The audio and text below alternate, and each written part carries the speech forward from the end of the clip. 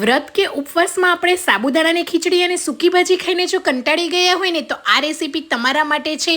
કોઈ પણ ઝંઝટ વગર ઇન્સ્ટન્ટ આજે આપણે ફરાળી ઢોકળા બનાવીશું. તો ફરાળી ઢોકળા બનાવવા માટે અહીંયા અડધો કપ જેટલા સાબુદાણાને સારી રીતે ગ્રાઇન્ડ કરી લઈશું. એકદમ પાવડર તૈયાર કરી લઈશું.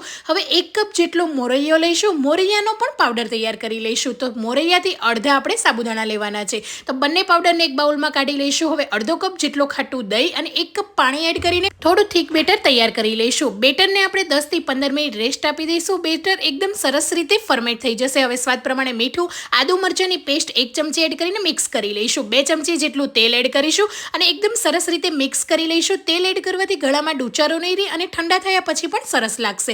હવે અડધી ચમચી જેટલો ઈનો એડ કરીશું. જો તમે ઉપવાસમાં ઈનો ના ખાતા હોય તો થોડો એવો બેકિંગ સોડા એડ કરી દેવાનો અને ઉપર પાણી એડ કરીને મિક્સ કરીને પ્લેટની અંદર લાલ મરચું અને મરી પાવડર સ્પ્રિંકલ કરી લઈશું અને 20 થી 25 મિનિટ સુધી સ્ટીમ થવા દઈશું. તો એકદમ સરસ રીતે ઢોકળા સ્ટીમ થઈ ગયા છે. હવે એને ઠંડા કરીને કટ કરી લઈશું. તો તમે જોઈ શકો છો પોચા અને જાળીદાર એકદમ ટેસ્ટી ઢોકળા બનીને તૈયાર થઈ ગયા છે. હવે ઢોકળાને તમે આમનામ પણ ખાઈ શકો છો અને વઘાર કરવા 1 ચમચી તેલની અંદર આ રીતે તલ, મરચાં અને મીઠા લીમડાના પાન એડ કરીને વઘારને ઉપર સ્પ્રેડ કરી દઈશું અને ખાટી મીઠી તીખી ધાણા અને ફુદીનાની ચટણી સાથે સર્વ કરીશું. તો તમે પણ ટ્રાય કરજો.